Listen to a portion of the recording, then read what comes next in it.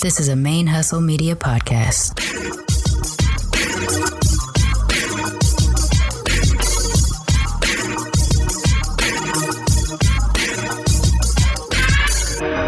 Hello and welcome to the show. My name is Jackie O and you're listening to Militantly Mixed. Yo, this is Rashani from the Single Simulcast. And when I'm not making you laugh or making up parody songs, I'm kicking back, listening to Militantly Mixed. I would like to acknowledge that the Militantly Mixed podcast is recorded on the traditional lands of the Chumash and the Tongva people, and I wish to pay my respects to the people of those nations, both past and present. Hey y'all, welcome to Militantly Mixed, the podcast about race and identity from the mixed race perspective.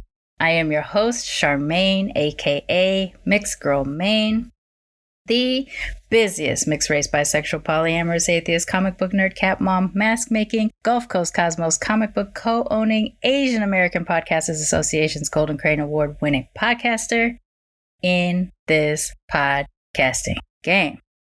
This is episode 136, and today I am being joined by fellow Asian American Podcasters Association's Golden Crane Award winning podcaster Jen Lee from the AuthEthnic Podcast, which I have mentioned on the show before. Jen Lee and her co-host Youngsu Kang, who is a Korean American historian, and Jen is of Chinese and Chicana descent. She calls herself Chicanese. They host a podcast about racial and social justice from the Asian American perspective. And while they don't only talk about Asian American racial and social justice issues, they're talking about the whole umbrella of those issues. There are times when they invite guests from other communities to talk more about those issues from their perspective. So they're actually not talking about these things in an echo chamber, but wanting to get involved as Asian Americans in that space. It is a really good show. Their first season was 6 episodes, and they're relevant at all times. So it's not, even though the show's already aired, I really hope that y'all check it out.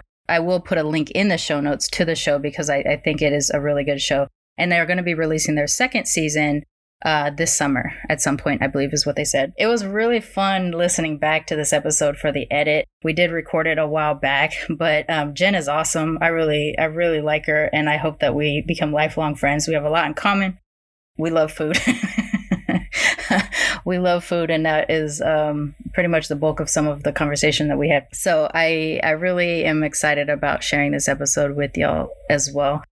And, I'm happy to report that I feel a lot better this week than I did last week. When I dropped that solo episode explaining what was going to happen with the upcoming extended hiatus that I was doing, my stress and anxiety have been really high because I'm not recovering fast, but I'm not recovering fast because my stress and anxiety is high.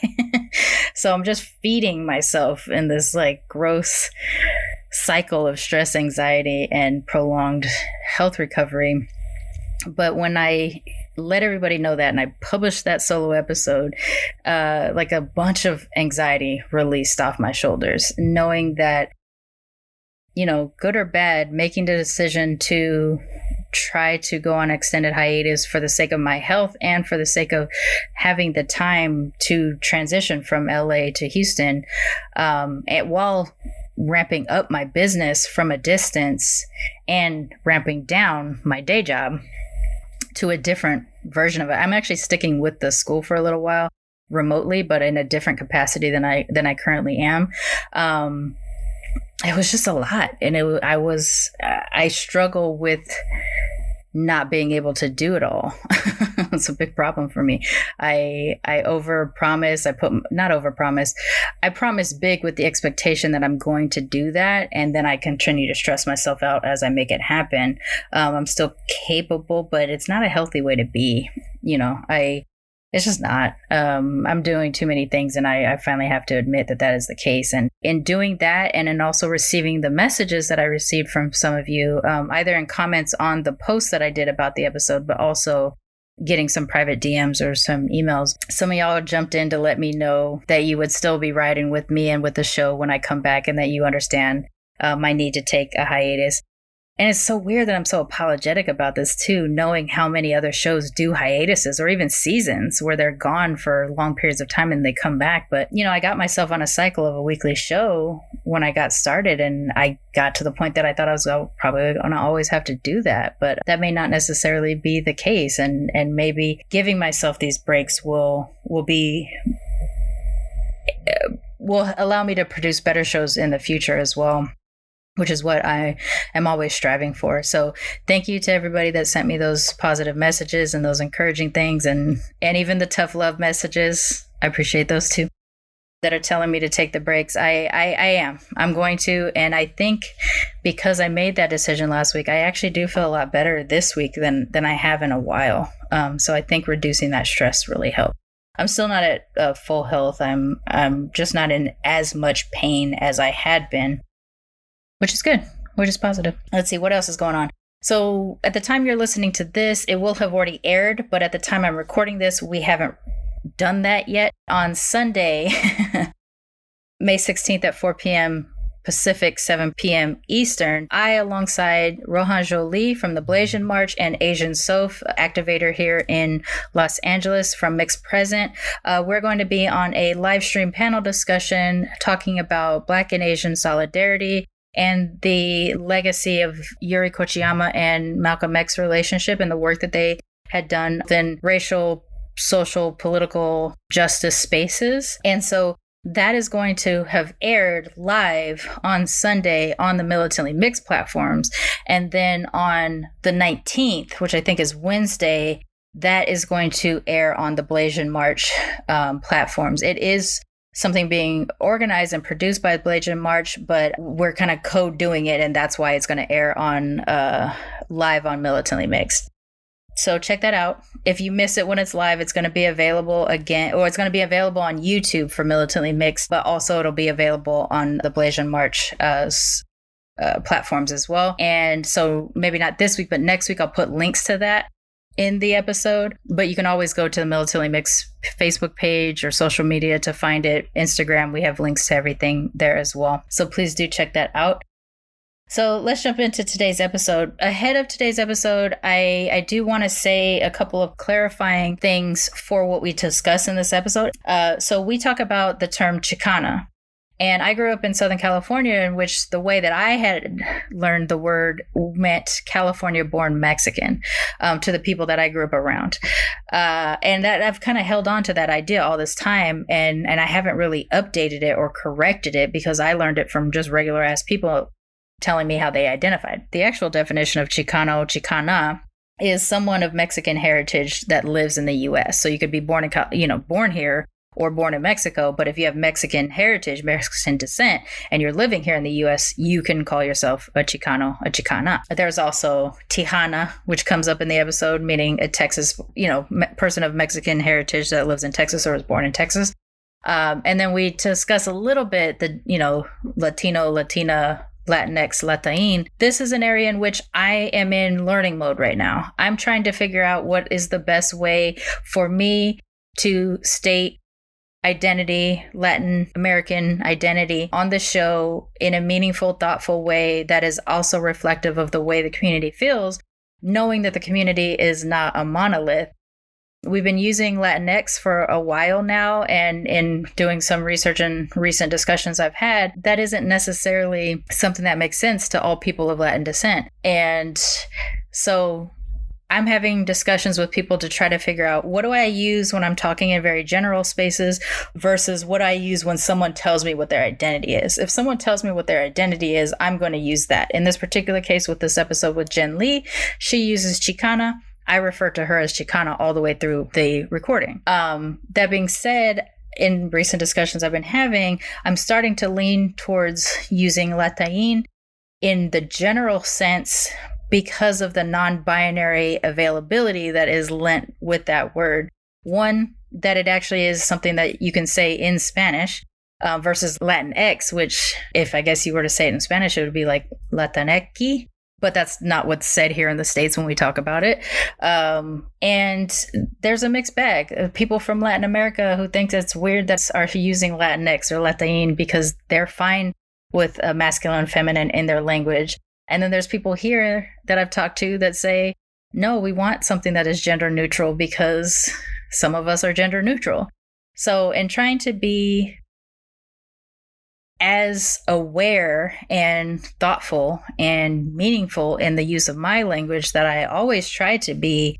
This one has been tough for me because, one, I don't come from a Latin American heritage, so I'm certainly not a person that can make a decision on behalf of the population, but I want to make sure that what words I do use is accurate, is appreciated, is accepted. So I still default with whatever you tell me your identity is how I will identify you. But in the general terms, with all these conversations I've been having, I'm going to be actively trying to adopt using Latin or saying people of Latin American heritage, either one. And then I will continue to have these conversations with people from those actual communities to better inform when and how I use it. It's a little bit, you hear me talk about it in terms of the Asianness. I always say, we're not Asian in Asia, we're Asian here in America. Or I assume throughout the Western world, we would also be considered Asian. But when we go back home, we are from the countries that we're at, and we don't consider ourselves as a big monolithic thing, heritage thing, as we do here in the States. I always assign myself to Japanese. I didn't assign myself to Asian until really recently. Am I starting to engage in Asian American spaces? So I'm working on it in my own community. Even with Black, I use Black. I don't use African American because I grew up Black. I didn't grow up with African knowledge or education or stories or heritage being talked about or discussed or learned, taught, anything. But I am a Black American, and therefore that's why I use the term Black.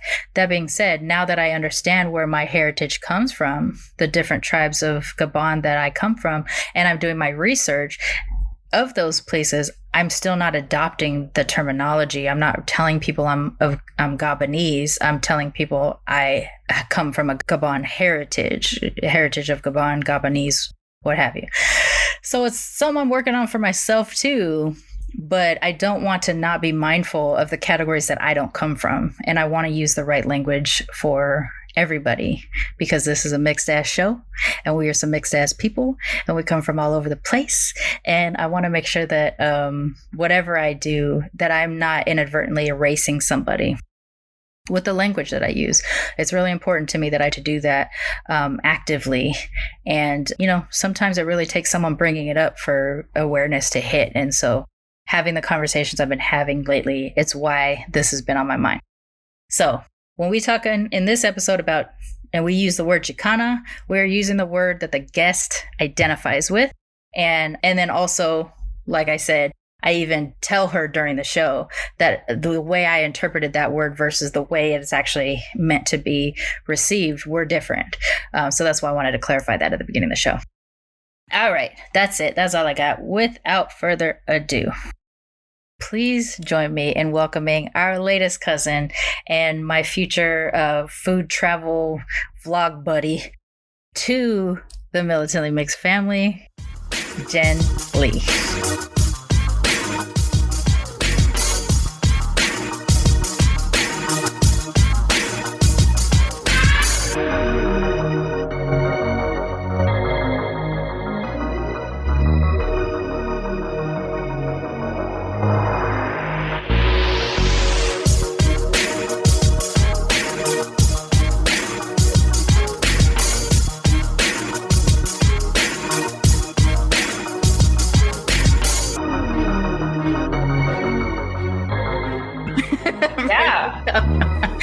All right. So I'm excited that we're getting a chance to talk again because we've worked on a project together recently for the AA. Oh, I was about to lose it. I was about to say Stop Asian Hate, but I meant to say AAP, Asian American Podcasters Association.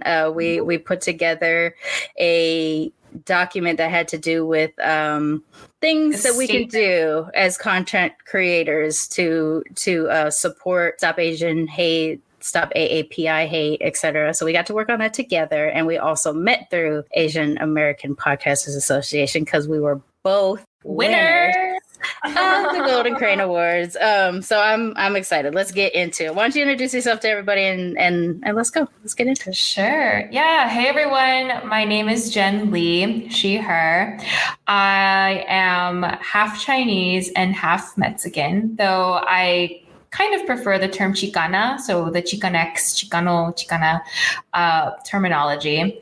I am a podcaster as well, just like Charmaine had said. Our podcast, I co-host with a history teacher, Yeonsu Kang, who's Korean American. And we co-host the AuthEthnic Podcast, which covers racial and social justice issues from the Asian American perspective.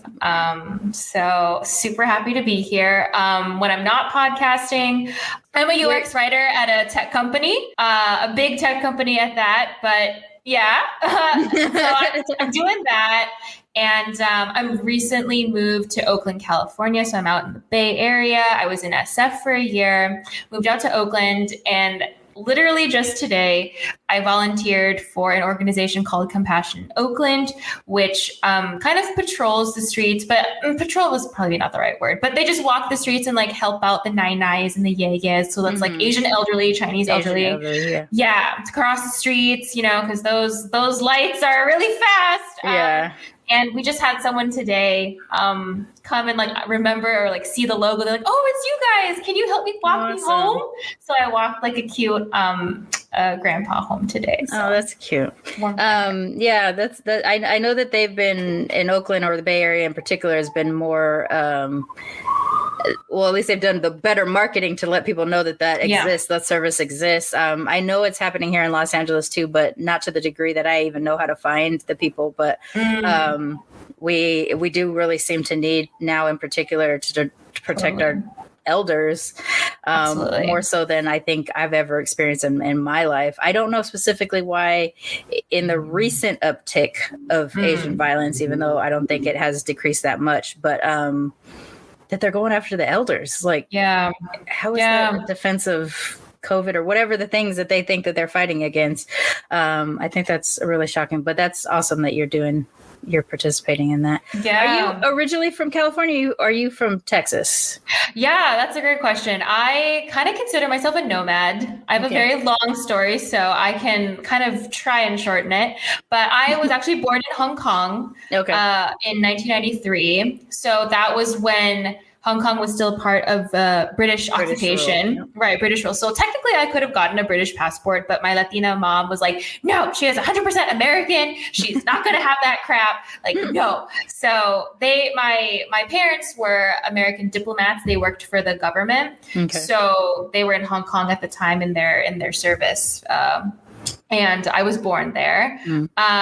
So automatically American by birth. And lived there when I was like a baby, kind of like a child. And then we moved to DC. I mean, surprise, surprise. They're the government jobs. Lots of people in DC and Northern Virginia, also called NOVA, as we call it, or the DMV, District of Columbia, Maryland, Virginia, DMV. Also the most nightmarish place in the entire world. But so I would consider that home. I would consider NOVA, Northern Virginia, DC metro area, my home. But I was in Austin for a time because my parents have now retired there. So I visit Austin a lot, and I did live there. But then I got a job at the tech company out here in the Bay. So I moved here, but then COVID hit. So I've been in the Bay for a little over a year. Yeah. So kind of new. The reason why I asked, I guess, because I did grow up, I consider myself kind of, for the longest, I considered myself just way too Californian than I thought. I thought I was like an East Coaster in mentality, but I was born on the West Coast. But I have lived in and out of Texas so many times that at this point, I think I'm technically a Calexan because a Calexan. But the reason why I ask you is because you do describe yourself as Chicana, and to me, as a kid who grew up in California, that signals California-born Mexican. I don't know if that's accurate all the time, though, because I know everybody has a different view of when it is. So what is your identity related to the Chicana side of you? Yeah, I think for me, I've had my mom use it. So I've kind of like adapted whatever she's used, even though she is like Tejana, like Texan born. But I think the reason I adopt that more is just within college, trying to find out and connect more to my Latinx identity. And then Chicano studies back then, like the masculine, but Chicano studies. So then I kind of just took that as, oh, it's very American. Like it has that Americanness to it without needing to say like Mexican American. Like it's very long. So during my time in college, that's when I was first exposed to the term. And then that's when I decided to kind of like, and then just like with maybe like other mixed folks where you have to build your own vernacular or create your own term for yourself. With Chinese and Chicana, it's very nice. So I like to call myself Chicanese. So that's kind of also why I think I like it a little bit more. I like that too. I love alliteration, first of all, because I'm a comic book fan. So literally everything that I can do, I try to alliterate in some way, shape, or form. So that speaks to me. But I love the hybrid terms that we come up for ourselves as well. Blackanese is the one that even though I am triracial, it's really hard to include the white, even though that's a part of me because I don't maneuver. I certainly maneuver as a brown person, so Blackanese makes more sense to me. I like Chicanese. I love the ones that we come up for ourselves. I really do. But I was just having this conversation with someone earlier today. That's why it's awesome that you and I are the ones talking about it, because we were talking about the difference between understanding Latino, Latinx, Latin, or Latini, and then to use the way I was trying to understand what is the best thing to be saying now, because I want to be thoughtful and respectful about all things. And that's an access point. Even though I grew up down here in Southern California, since I'm not mixed with it, I don't have the, I guess, the skin in the game to try to figure out what it, like, I want to figure out what the best thing is. But, you know, I know no one's a monolith. But then I remember the fight between the kids that describe themselves as Mexican growing up down here versus the ones that describe themselves as Chicano. And then on top of that, the Chicanos that were like, but are you Mexican Chicano or are you Chicano? I was like, what the hell is that? And it was the difference between the Mexican heritage people that had been in California for generations before the U.S. stole the land. Yeah. And so those were the Chicanos. And then you had your Mexican Chicanos that were like California born Mexican, but they're first or second generation. So literally the complication between how people identify and like what is their accent point or access point. I want to know as best as I can because I want to try to be able to like explain it, you know, as much as I can with people. So that helps. I wanted to know. I don't know why. I guess I just assumed you were from Texas because your parents were there. Well, it's like my, I don't know how to say this in a cool, suave way, but I think like how I've kind of lived my life or how I kind of reference myself in like my points of life is just recent history. Like if you scroll in your app, what's my recent history? Like that's kind of how I feel like I live my life and my touch points. Like, it's easier for me to say to people, I'm from Austin because that's where I recently was from or where I lived before coming here. Like even before that, I would have said, oh, I worked and lived in Sweden for 2 years, which I did prior. So it's like using the reference points because like as mixed folks, we have such a rich history and we just have a lot of complexity that sometimes we just feel like I just need to boil this down to a couple sentences. Make it so like, easy so no one asks this question. Just like, they ask this question, but like, do they actually want to hear the real thing? Or like, kind of like vet people and like, how interested would they be? Like, how do I know this person well enough where I can tell them? So too with my own identity, I kind of feel like even my social context or like whatever I have to say, I feel like I have to boil it down and just use the recent parts of like where I've been. That makes a lot of sense to me. Since my most recent state outside of California was Massachusetts, I will never claim that spot. It's a deep north. So I did like skip it where I was like, oh, most recently, like I'll say people that I lived in Boston, but at the same time I'll be like, but you know, Austin is the last spot that I like lived, even though literally I lived in Massachusetts for 6 winters. But yeah, that one I had to skip. But it also depends on the context. Because if I'm being asked by a white person who clearly just is othering me in the moment, I make them go through the whole thing. Oh, I'm from California. Oh, where are you really from? Well, Long Beach, but technically Sacramento I was born in, and then I moved around a lot, and then I lived in Texas for a little while. I'll do that whole thing. They're like, yeah, but where are you really from? And I was like, well, I identify as with the Long Beach because that's where my personality really came into, that kind of stuff, until they finally ask where the brown is from. Wow, that's really rude that they stick it through to the end till they finally get what they want. You know what I'm saying? Like, it is amazing. And I remember the moment it finally clicked for me that I wasn't obligated to tell anybody, is because I just wanted to say I was from California. That's all I wanted to say with this particular person on an airplane. And the more she asked, the more I was like, oh, I see what's happening here. And I'm like, let's run this through. Let's see how far it goes. And she kept going. And then finally I did say to her, I know what you're trying to ask me, but you want me to tell you, and I'm not going to tell you, but you can go ahead and ask me. And she eventually came out to say that the reason why she was curious about my ambiguous face was because her daughter was about to have a baby with a Mexican man, and she was curious if I was one of those. And so I was like, ever since that moment, I'm like, you know what? I will never again make it easy for a white person who was asking that question to ask one that of question. Those. That just sound like, even coming from like the future grandma. I'm sure she was curious of like what made me brown. Like if I was Mexican and white, which is what she was, I guess, hoping maybe. I don't know. Then it would be like, okay, so you're kind of like, I guess I can roll with that level of brown, whatever. Yeah. But yeah, I wouldn't. That was the moment that I learned I was never going to just grant it without making someone. I want them to feel. If they're going to go down that route, I want them to feel really uncomfortable or learn to feel uncomfortable. That's probably a better thing. Learn to feel uncomfortable about how much access they believe they have to people of color of any kind. And so that brings me kind of to sort of how your podcast is developed is you have very specific topics within various aspects of racial identity, racial discussion, social justice issues. And then you want to talk about it from the Asian American perspective. But when you feel like it's not your spot, you invite people over that are from those different communities so that they can shed their light in. And obviously, we're not thinking that the one person or you or them are the monolith, but you're opening the dialogue publicly so that people can finally hear like, oh, this is what a conversation between a person that identifies as a Black woman that is a anime geek and blah, blah, blah, would have this conversation with, a Chicanese and a Korean American historian.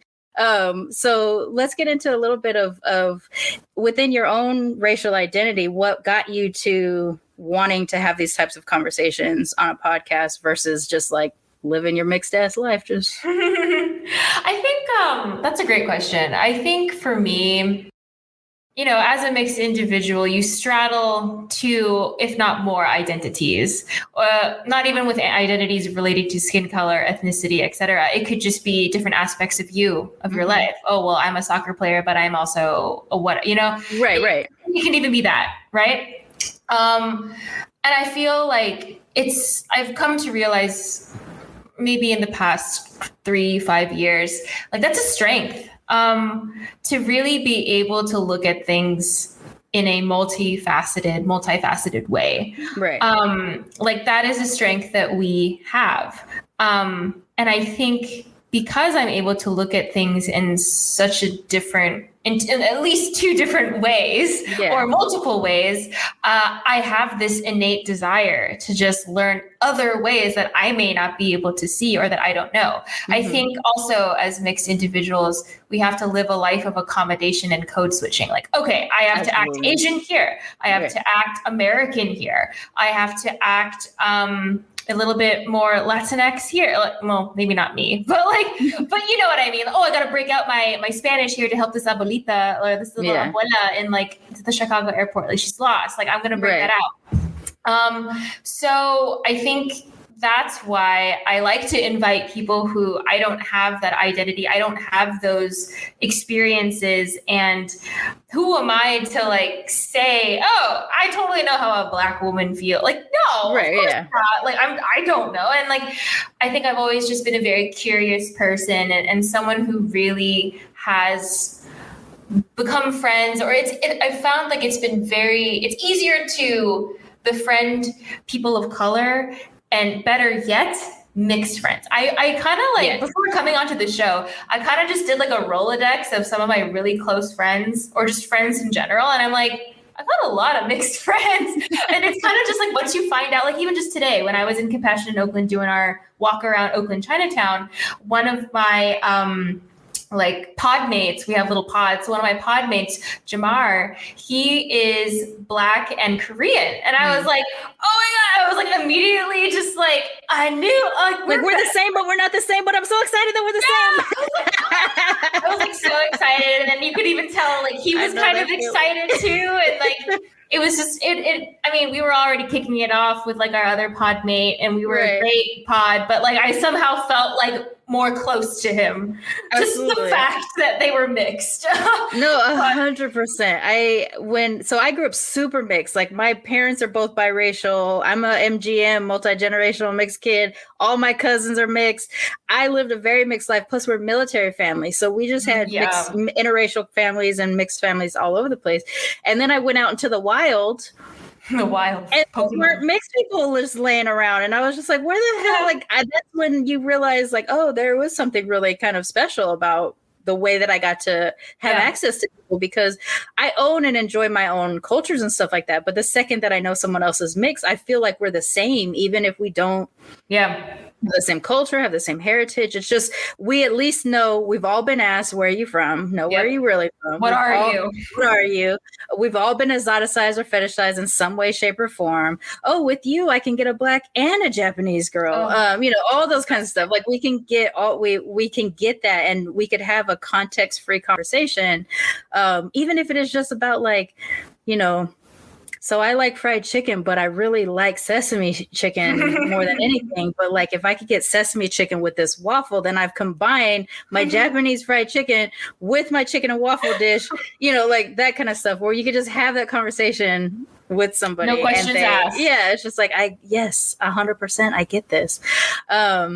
Fusion restaurants were this weird thing. I love fusion. I do too. Because it's like, I don't know, you get those like people who are like authentic only for me. And it's like, what is even authentic? Which is ironic because that's our kind of like a plan. But like, what is authentic food?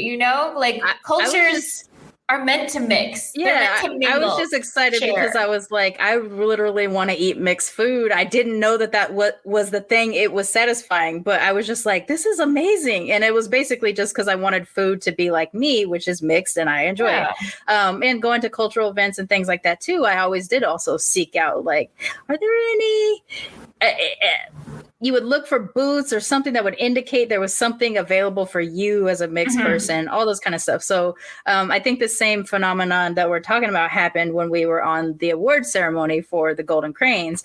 Is, when my award had come up, and I didn't realize that Lee and Andrew didn't know the story behind my logo. So I explained the story behind my logo, and then I just put it up front. Like, I'm too mixed to be Asian. I'm too Black to be, I'm too American to be. And so like, to feel accepted within the Asian thing was such a big deal. And then to see the comment stream pop up of like, not just like, you're Asian enough for us, but also like, hey, I'm mixed. Hey, I'm a mixed Asian too. Hey, actually I'm mixed. And I'm like, are mixed Asians just chilling in Asian American spaces, and I didn't know this whole damn time? Well, I think that's really what you're saying, is getting at something that I've also experienced, where you kind of feel like you have to choose a side, but then sometimes you don't feel like enough on that side, and then you feel like conflicted. But I certainly have felt like my life has been dictated by the fact that I just look more Asian presenting. You do, yeah. And I think, as you probably know, and what I believe to be true, is Asian communities are hella xenophobic, and they're hella exclusive. They're hella exclusionary. And if I didn't look Asian, I probably would have had a really rough time living abroad in China, growing up in like high school and elementary, like especially high school. Like, I don't think I would have had my Asian or my Chinese clique of like Crazy Rich Asians before Crazy Rich Asians came out. But like, I wouldn't have had those friends. I don't think they would have been my friends because if I had looked different, you know? And you're not as ambiguous of like you could be full Asian or some kind of hybrid other Asian, but you know, people aren't necessarily looking at you and thinking off the cuff that you're a Chicana. Yeah, it's like that never comes up. I've never once had someone guess correctly that the other half is Mexican or like Latinx, like another kind of Latin country. And like what you were kind of saying earlier about how like people really want to guess you like from the beginning, or they really want to get at it. For me, it's more like I volunteer that information and then they're like, oh, I never thought of that. Or, oh, I thought you were this. No, that's a different kind of invalidation too. Right. So that's that's like the complete opposite process of you. And I think a lot of it has to do kind of what you said is skin color. Like you're little like darker than like me. I'm like white. Right. So I may not get asked that. I don't get that asked at all, you know? And it's more of like oh, now I see it, or, oh, okay, yeah, now I can kind of see, but like sometimes particularly the Asian folks will be like, yeah, there's something about your eyes, like that's just not, I kind of had the feeling, or like the top ones I get are like white, which I get kind of offended by because I'm not Asian. Well, and the other part is, even though you just said like you're kind of white in your skin, but I'm not coding that in. You're a very East Asian. Yes, ideal. Well, I admit, ideal. I'm the ideal East Asian, Eurocentric East Asian idol, right? Like they idealize pale skin, wide almond eyes, and I have double lids. You have double lids. So I definitely feel like I have a lot of privilege. I have a lot of privilege in the East Asian community, and you know, it gets fetishized by guys that I might go on dates with, whether Asian. I don't date white men, but like Asian men, women less so. It's always a great experience with women. Like that just never comes up because it's just like, hey, like we're just here. We're just here. We're all beautiful. Yeah, we're just like all beautiful. We're just like looking at each other anyway. But like, what else that I was like? Oh, so I often get Asian, so white, and the second one I get is just people thinking I'm Japanese, which is very interesting. And I think it has to do with Japanese ideal. Being very pale skin, being double lids and the almond eyes. So I get that a lot, especially in Japan and even Japantown, San Francisco. Like in Japantown, like they start speaking Japanese to me. I'm like, I'm sorry. But they're like, wait, but you just said this. So I'm very confused. And I'm like, oh, no. Yeah. That's funny because if I tell a Japanese that watashi wa 4万日日本人です, then it's like, are you sure? Or that's cute. I usually get Filipino, right? Like, because if I'm Asian, I can only be Filipino. They're the mixed ones, you know, like that kind of stuff. So, when it comes to the Asian identifying things, regardless of who I'm speaking to, if they're East or Southeast Asian, I am not coded correctly. And even like, just like don't have permission to be Japanese. Yeah, I feel like that's something that you must definitely deal with. And for me, I feel like I kind of live like a sham life. And like, I'll go into like what I mean by that. Like even today when I was helping out, they look at me, they code me as Asian. So then they start speaking in like the language. And then when I can't perform, when I can't deliver Cantonese or when I can't deliver Mandarin, they kind of are like, oh, like you're not functioning correctly. Like what's going on? Like I kind of feel a bit, why are you broken? And like that happened to me even in Japan because like I was with a friend, a white friend who knew more Japanese than I did. So she was actually hauling ass and carrying the team by like asking directions and stuff. And the Japanese like storekeepers and people would like look at me and be like, You know, they kind of give you the look, the glance of like, wait a minute, like, why is the white person talking to me in Japanese? Why aren't you? And I'm like, because I don't know too much. I know a little bit. I just don't know. So I think for me, I feel like I live a life of, I don't want to say shame, but I feel like I'm a disappointment sometimes to people because they code me this way, but then I don't work out the way that they thought. And then it kind of, so like the language barrier, you know? So, and I think in particular, I mean, I can't speak for the Latin people or anything like that, but in Asianness, it's come up so often because when Asians spread out to other places, almost everybody except for the Japanese maintain language. So if you end up being Chinese, but you don't speak the language, that's weird. You know, it's very what's weird. Broken. That's strange. Whereas like if I don't speak Japanese, that's not necessarily a problem because I'm also mixed, but also my mother didn't speak Japanese despite the fact that she lived in Japan for a period of time.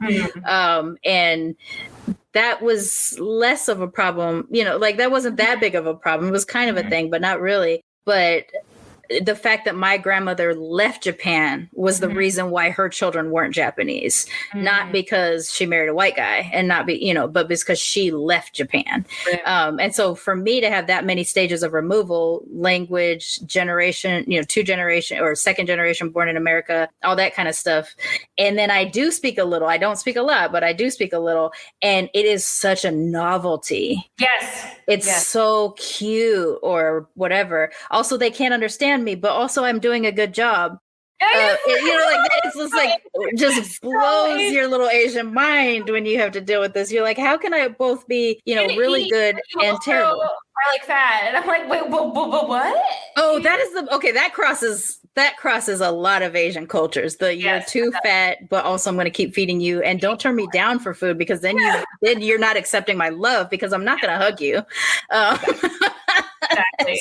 I want to like backtrack to what you said about, oh my God, what did you say? It was like, talking about your grandma and how it was an intentional choice for her to leave. Like she kind of severed those like she made that choice, but in that process, it severed a lot of things for the next generations to come. Right. In terms of finding or like wanting more connections to this identity. And like, so too, I feel like that has happened to my Latinx identity. So not only do I physically look more Asian and hence was accepted more so in these communities, and which is why I lean more on my Asian side and have in a way, quote unquote, chosen that.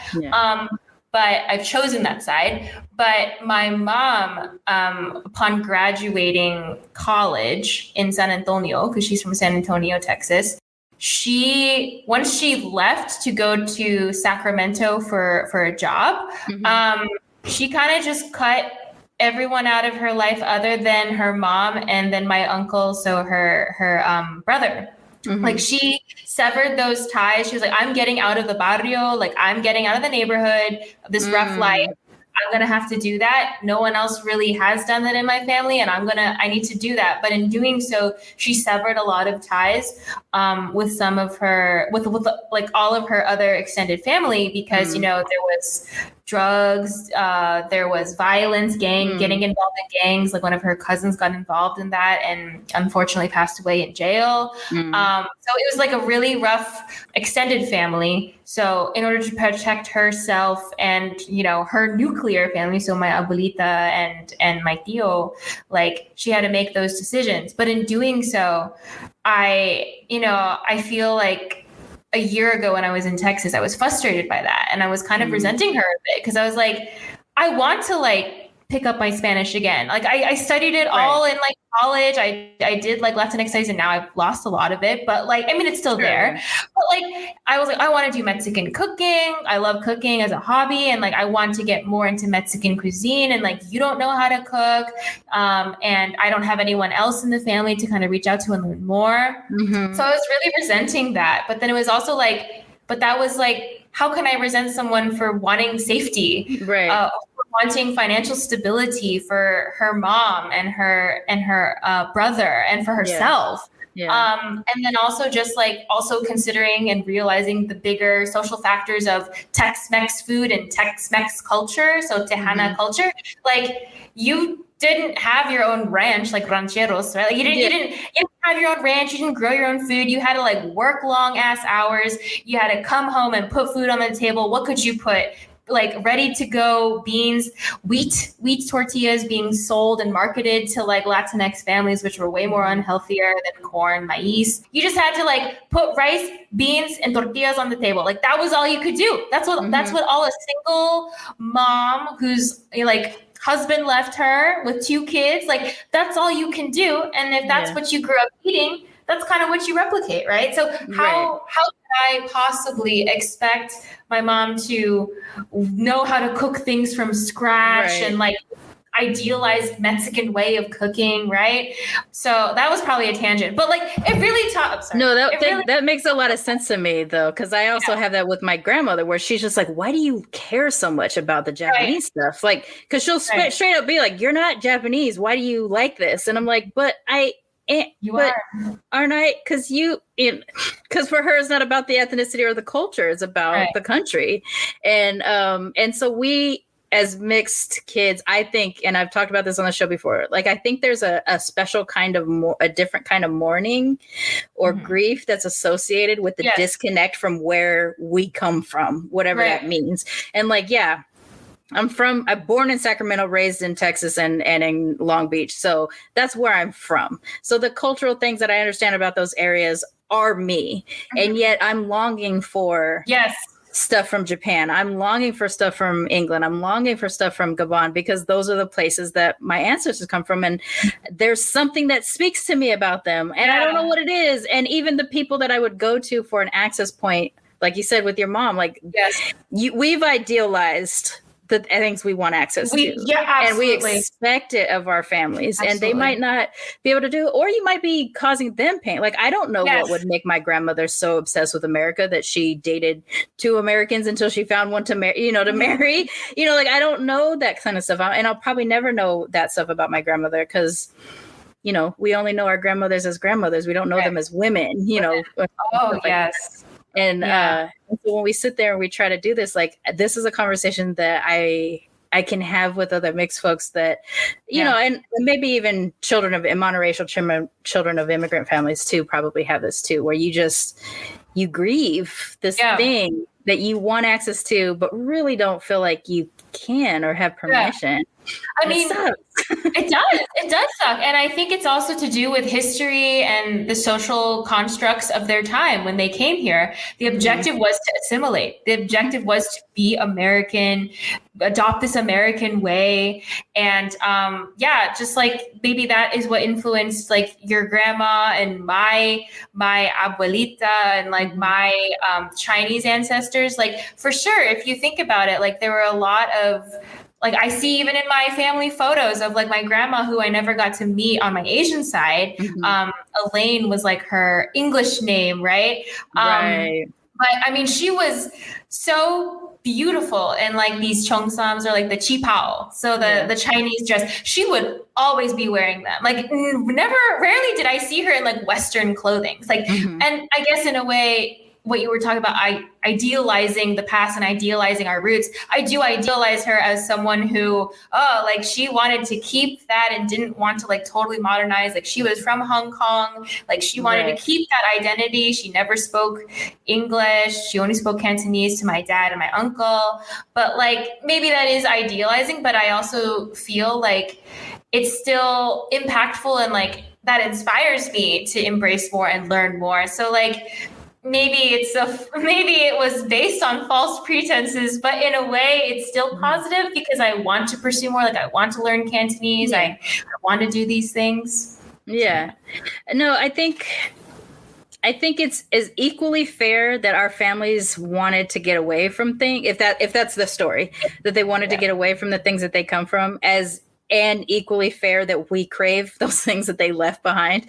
I ask myself this a lot, and I don't know the answer. Honestly, I really don't think I know the answer to it. Is if I left America to go to any of my, home countries or picking a new place, something that I also kind of idealize or whatever.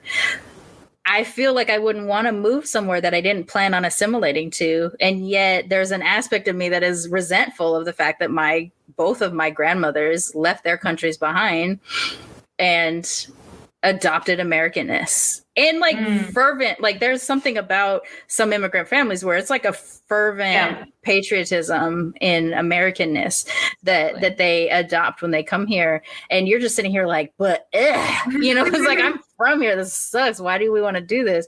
But then I don't know, in the lived life part of being from Japan or being from England, if what they were wanting to get away from, or if it felt the same to them that it feels to me who wants to leave this place that I'm from, but still trying to maintain some aspects of where we're from. I don't know what American things I would necessarily be trying to maintain and discard.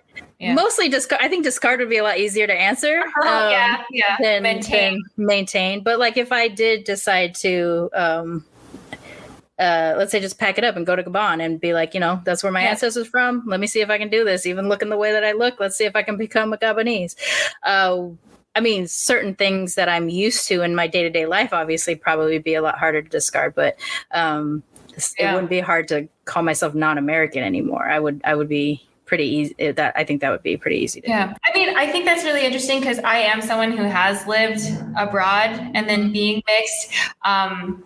I guess for me, you are coded by them. You will be coded by them, and that will be jarring.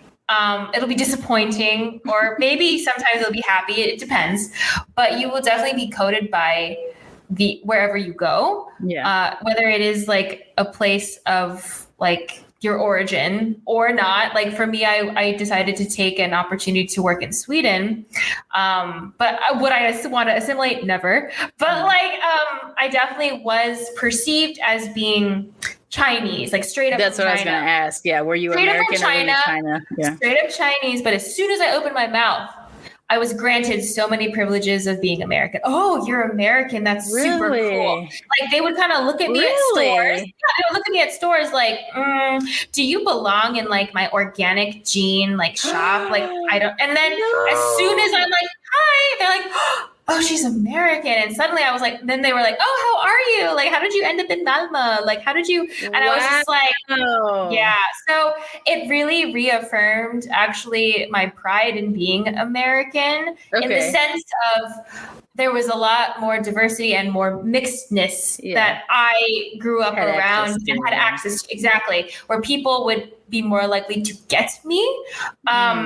I guess. So it was very isolating in Sweden because it's so homogenous. Racially homogenous. Equally to any Asian country, they're as homogenous as, absolutely. And I didn't really honestly even think about that kind of stuff because when I've traveled, that's the only time I'm aware of my Americanness because in America, I'm not granted first citizenship, even though I'm born here, right?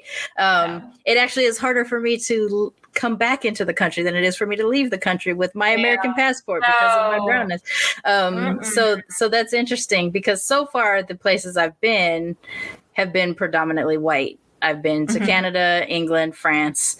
The only non-white country I've been to is the Bahamas. And in that case, there was something about being an assumption about me being an American. Richness and all that kind of stuff, even though I was on a Rent-A-Center vacation where I paid $60 a month for 2 years until I could afford it. But you're right. There is a different kind of status granted. And when I was in France and England, I wasn't comfortable with people knowing that I was American. Oh, in France, absolutely. I tried to hide it for the longest time. And then my friend's French friend found out and he was oh, I was no, please save me. And I really didn't what was great though, is that when I went to France, I was with my Japanese grandmother and my Spaniard uncle. So that's how we got around. We would find a Japanese tour group. Grandma would pop in, pop back out, and she always came back with the story, and then she'd tell me whatever the thing was. And then my Spanish uncle could use and I think also too, there was a thing about him having a Spaniard Spanish sound versus a Latin American. Yes. Oh, Spanish. that's a huge, oh my God, that's a huge thing. Wow. Like if you call a Latin individual like Spanish, they will come at you. They will. Oh yeah. Yeah. No, my uncle's mother from Spain, like don't call her Mexican or don't call her the same way. Yeah, goes the same way. But that's so interesting how I actually bonded in Sweden a lot with some Spanish folks at work. And then, I guess most of us were at work. Yeah. And like, again, for me, this idealization, this desire to connect more to the Latinx side really came to light for me when I moved from Sweden to Austin to live and work there because my parents had retired. And I was like exposing myself to more Mexican culture, like Tejano culture. I was listening to a lot of I know reggaeton is not Mexican, but like a lot of like reggaeton and like perreo. I'm very nasty, but I like listening to that in the morning. I don't know why. Like just like Swedish people starting your day. Yeah, just starting my day. Out to some like freaking like dance music club music, but just like Swedes like to listen to like heavy metal in the morning on the trains. So too do I like my reggaeton and perreo. Like it's the same thing. Hilarious. Like just tell me I'm beautiful and that you want my body up against yours. Like hell yeah. But like I was really connecting there. And so I was, I was having so much fun there and exploring that. And I want to end with something as well, or like at least mention something as well to that nature of why I love Austin so much and why maybe you associate me with Texas, because I like to mention Texas. And I think it was because I was beginning to become. I was safer. I felt more safe to finally express this because I was living abroad in China and then in Northern Virginia and like where there were Asian communities there. And like I was hopping back and forth here, all in Asia, all in my Asian identity. And then suddenly I have this opportunity to be here in Texas and really start to let myself not feel like I'm not enough or that I'm not this, that I'm not right. And then finding out like Selena, like the queen, La Reina, like she was someone who didn't Spanish was not her first language and she learned it. And having a lot of Latinas also kind of speak up and see them in interviews saying like, my parents never spoke Spanish to me. And I feel like I was excluded. And like, there's a lot of that in the Latinx community. Of like, if you don't speak Spanish, like you're kind of ostracized or you're looked down upon. Right.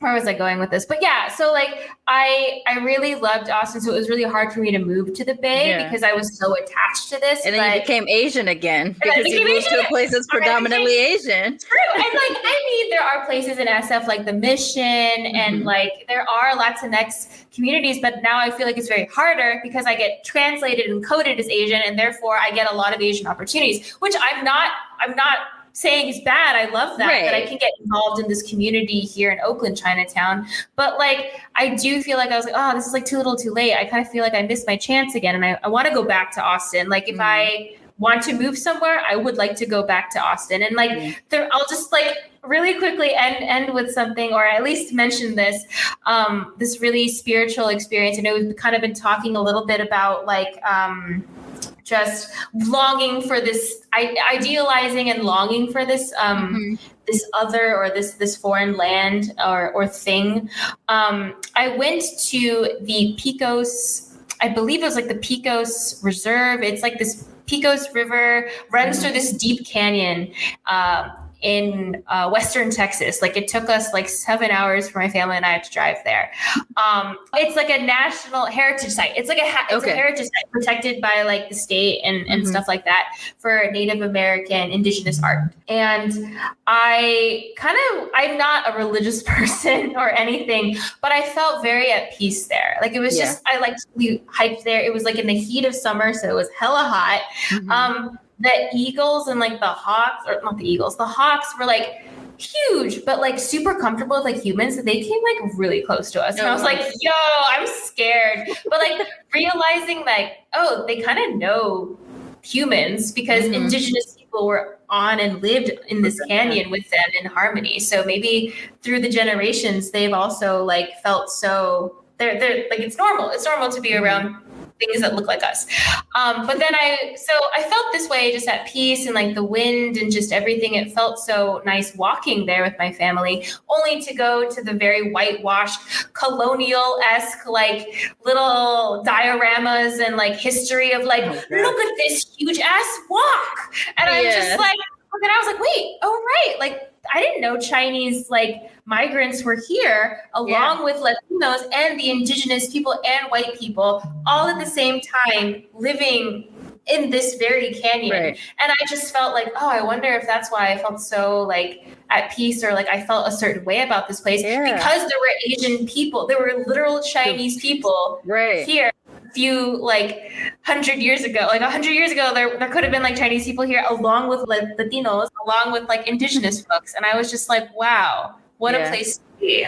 There are moments like that, you know, I say it at the start of the show, I'm an atheist. I'm not a person that really believes in many things. But I do feel a sense of like connection to nature type stuff that like, there's moments that really everything aligns, whatever. I don't know how to describe the way I feel about it. But there are these moments where things like that happen that connect you back to whatever your cultures are, where you're just like, you weren't even a part of this, but it's speaking to you.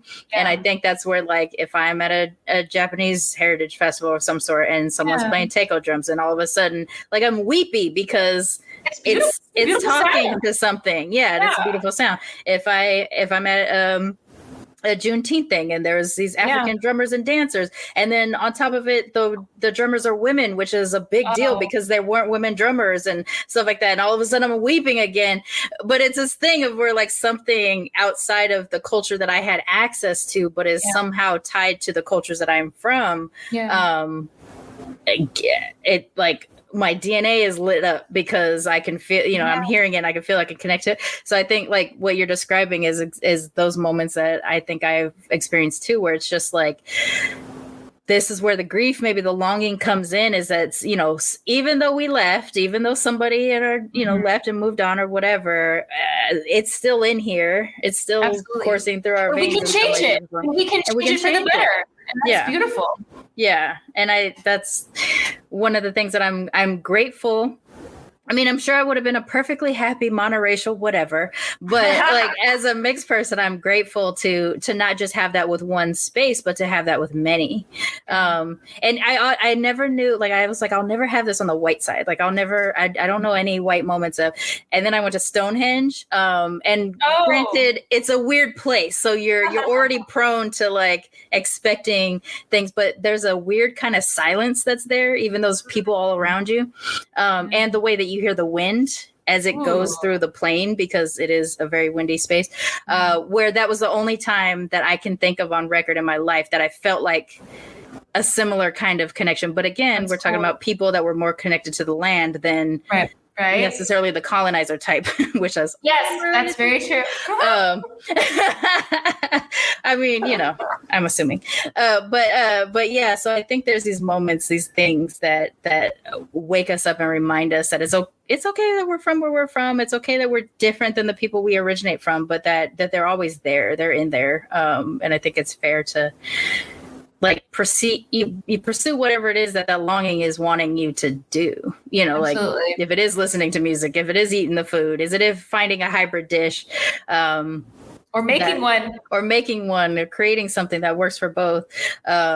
You know, I think that's when it gets really good. But since we are coming to a little bit of the end, I know it goes by, in this particular case, it went by way too fast. So you and I could talk forever because I adore you. But I like to ask all my guests, what do they love most about being mixed? So it's your turn. What do I love most about being mixed?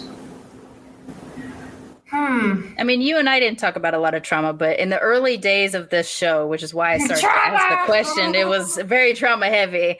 It's a little bit more positive now, so it almost comes out of left field when I ask the question, where it's just like, let's talk about only good things. But what I love the bestest? But back then it was like, I know we just dealt with a whole lot of trauma. Let's get out of that trauma. I think for me, it's the positive thing is just surprising people. I don't know. I just really like the surprise, especially on like like Latinx folks' faces when they're like, what, like, I'll just tell you, surprising people. And the recent example is in a paleteria. So like a popsicle shop. So in Austin, so I was craving like popsicles, and there was a paleteria very close by. So my family, my mom, dad, me, I'm an only child. We went to this store, and they're looking at us like, huh? Like, what? And so then, of course, my mom is Spanish, like, this is my family. Like, this is mi mija. And they're like, wait, that's your daughter? And it's like, yeah, like, I was like, oh, yeah, sí. Un poquito de español. They're like, oh, my God. And they're like, he's married to her. And we're like, yeah. And you're married to, it is, yeah. It is, they were just like, really like, Dios mío. They're just like, oh my God, de veras? Like, really? Like, you're really? Like, de veras, de veras? I was like, so it's that surprise that I kind of live for, because it kind of gives me a sense of pride of like, this is cool. Like, I'm surprising people. And like, that's what I hope to feel like, ideally, like what America is, the like diverse, rich place where we can have mixed folks and we can meet each other and just surprise people. I mean, it makes sense when you leave your home. Why wouldn't you be curious about the people that are the place that you moved to, right? So, and sometimes that curiosity turns into love. Yay! That's awesome. Thank you again so much for joining me. We probably need to have our own side podcast, because every time we've talked, it's felt this way, and I think we need to be friends now. We already are. No, I mean like we could get on the plane together to eat our way through Asia or to eat our way through Latin America. This is a vlog. This is a vlog series. We're gonna do this. We just need donations to pay for all the things, and we'll report on it from the mixed perspective. But I think this is a thing. Like, this is where this is the next stage in our relationship. I love it. We're gonna take. I'm all for this. Why don't you tell everybody again how to find your show and social medias and all that kind of stuff? Sure. Yeah. If y'all are interested in listening to us, again, I'm a co-host sorry, cut this out. Okay. Yes. If you're interested in listening to our podcast, the AuthEthnic Podcast, you can find us on Instagram at AuthEthnic Podcast. We're also on Spotify and Apple Podcasts. So check us out. Awesome. And I will link in the show notes to the show as well. And it is, I've talked about it before on previous episode. It's 6 episodes. It's 6 episodes in your first season, right? Yes. And one of them you did with your uncle. Yes, right, which is really sweet, like super informative and everything like that. But what I loved most about it, I think, is that I'm hearing social justice conversation. I'm hearing things from the Asian American perspective, which up until recently I hadn't been accessing. I hadn't been leveraging my own Asian American identity to get involved into this side of the conversation. And so to hear it happening played out in front of me actually opened up a lot of things for me to look at and think about myself too, because I really mostly approach things from my Black side. That's the access point that I come into social justice and stuff. So that is what I enjoyed the most about the episode. And I know you have your repeat friends, your college mates and things that have been on the show. Oh, yes. And all of them came with perspectives that made sense and were hybrid even within their monoracial identities as well. So I thought, it was just, I'm really excited for y'all because I thought it was really great show. And I didn't know it before the award ceremony, but I found it afterwards. I looked for it. I tagged it in my head as soon as we were on the when we saw you at Golden Crane, I was private messaging Yonsu and I'm like, we need to talk to Charmaine. And he was like, already on it. I was like, already found her Instagram. I'm like, yes. So we were also very keen, me especially being mixed. I was probably one of those people who commented, oh my God, Charmaine. No, I think you did because I had a list of oh gosh. You were writing. I'm just gonna like like writing down to the people and stuff and like screenshot because I forgot you could download the chat afterwards and so I was just like screenshotting all the things.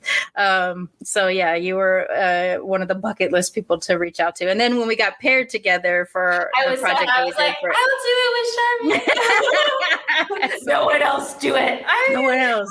Mine.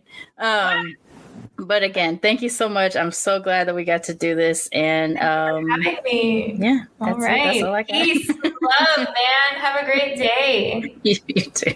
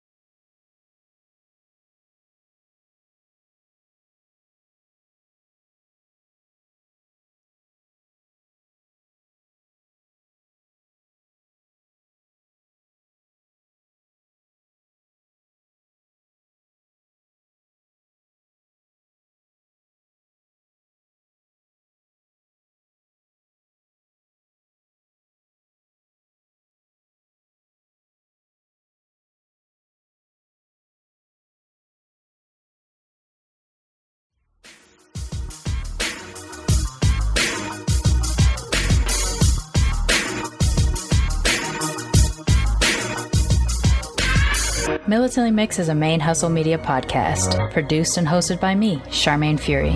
Music is by David Bogan the One. You can follow us on social media on Twitter, Instagram, and Facebook at Militantly Mixed. If you'd like to become a sponsor of Militantly Mixed, please go to patreon.com/militantlymixed for monthly sponsorship or paypal.me/militantlymixed for a one-time only donation. And if you like what you hear on Militantly Mixed, please subscribe, rate, and review on iTunes or wherever you listen to podcasts. And don't forget to be your mixed-ass self. ManeHustle Media. Turn your side hustle into your main hustle.